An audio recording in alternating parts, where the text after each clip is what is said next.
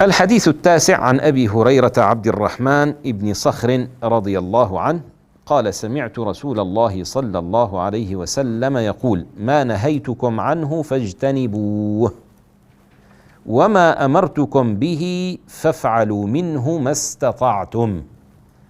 إذن النهي أبلغ من الأمر. ما نهيتكم فاجتنبوه، ما أمرتكم فأتوا منه ما استطعتم. فإنما أهلك الذين من قبلكم كثرة مسائلهم واختلافهم على أنبيائهم.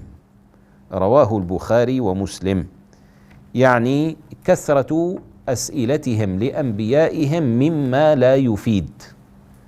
إن الله يأمركم أن تذبحوا بقرة. اللهم هيئ للأمة من يأخذ بيدها إلى صراطك المستقيم.